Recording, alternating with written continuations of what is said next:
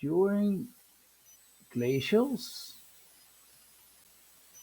humans will also survive, possibly mainly survive, in the Amazon forest, because even in glacials, in the last glacial, there were 23 forest refuges. That means the Amazon forest, as such as we know it, didn't exist yet, or rather anymore, because of the glacial, and possibly because of former destruction, climate destruction, forest destruction. Anyhow, it was one of the places that, let's say, humans could survive. 23 forest refuges in the Amazon region during the last glacial. There were three, uh, possibly smaller, uh, forest refuges in Africa. So I'm not sure if there were forest refuges in Sahul or Sundaland. eh? So, Sahul, Australia during glacials is Sahul because the water levels are much lower. And Indonesia and Southeast Asia are Sundaland. So during glacials, humans can still survive. That means the Amazon amarants, even with less Amazon, can survive in the Amazon forest or region. And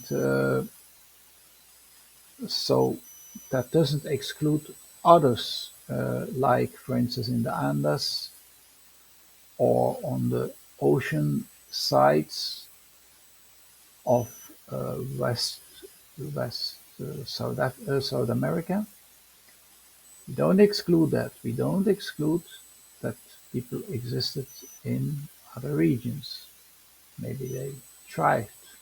Probably they thrived because this was Saul and this was Sundaland, very close to the equator. So even if the Gulf Stream had stopped, this and other Gulf Streams had stopped, which would lead to uh, ice age, 3 kilometers of ice,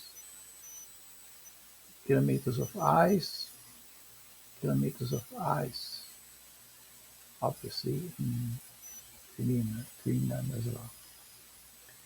For sure, there was ice in South America and in the Andes and on higher levels all over the world.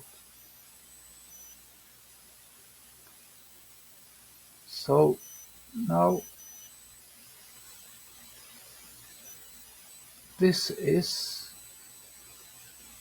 information that is based on this source.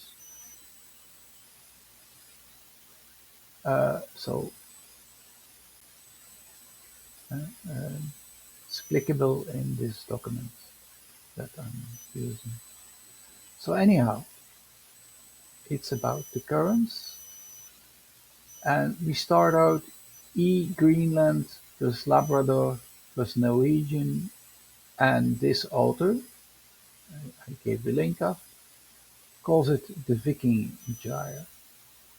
East Greenland, East Greenland, Norwegian. So we're talking about this gyre. He starts out with this gyre, and I will follow his sequence of gyres. And he calls this the Viking Gyre. It's an important gyre because we claim that out of Americans, they could move around that they arrived here in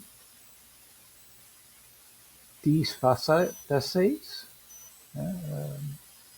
coasts, facades, by this current, but it's a sidekick of this current, and it's not at all excluded that they deported from here, turned around, and got there, because this current will be next, I think, and it's called the Columbus Gyre. But we claim that even 2 million years ago, this is 420 years ago, even 2 million years ago, there were humans equal to us, equal, that means or more original than us, uh, and they moved across these gyres. And that should not be surprising because eels, whales, and turtles are moving daily across all of these gyres and can go from one gyre to the other gyre and so on. And they most probably can move across, across the world. Right? So eels and whales and turtles can it. So why should humans equal to us with less mutations, with less hybridization, could not make it? Even Heyerdahl, as a kind of an experiment, made it with a raft, a steerless raft, a very log raft that they had to maintain while traveling, traveling from South America to Polynesia. So I told about the Viking Gyre, and I claim at this point that this Viking Gyre brought R1a, that is Y-DNA haplogroup R1a, R1b, which you could remember as Beaker, and even Steppe ancestry, Yamnaya, at least some of the sea people that have a part in the Bronze Age collapse, and modern Europeans, because modern Europeans are Y-DNA haplogroup R1b, and they are the dominant haplogroup in the world. And I said this Viking Gyre is a sidekick of the Columbus Gyre, and now the Columbus Gyre.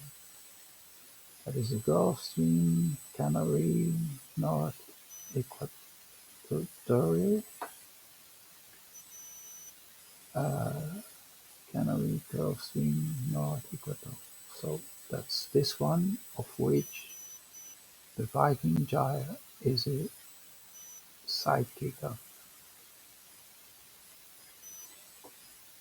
So we told you what the Viking Gyre brought its part in the population, in the peopling of the world, with 8 billion modern humans as a result. And so the Columbus Gyre will bring R1b, which is more or less Beaker. I could have put that here already. Yamnaya, modern Europeans, Y DNA haplogroup R, which is the dominant one. But before this, more recent, because these are 5,000 years ago, before this same gyre most probably brought Neanderthal, because the origin, the cradle of Neanderthal lies in the Americas. Uh, Probably also in South America, maybe that's even the most important cradle of Neanderthals. We will show that in other videos. There's ancient DNA that proves this. But the same Gulf Stream will also bring to the Mediterranean Palma, Malta, Cyprus, Egypt, Israel, uh, Jebel Ehud. Uh, uh, so we're talking about other older turnarounds, other migrations. Eh? So because you see that this gyre, this North Atlantic gyre, the Columbus gyre, but also the Beaker gyre long before the Columbus gyre. Columbus gyre roughly 500 years ago, and the Beaker gyre, well, it's not gyre, is this gyre, the North Atlantic gyre that is used by Beaker and later by Columbus. And this gyre will allow the navigators to enter the Mediterranean. Uh, so that's why we say uh, Malta, Cyprus, and Palma. Uh, but in fact the whole Mediterranean, Egypt, Nile, uh, modern day Israel, which is the Fertile Crescent, which runs more or less here. It's later Mesopotamia. But in the case of Mesopotamia, we claim that the population came also from the Americas, like in this case, but it came through the Pacific Gyre, which is very strong, and they cross here more or less at the Wallace line. And with this gyre, which also will come in our list, they reach Tigris, Euphrates, and Mesopotamia, and the Fertile Crescent,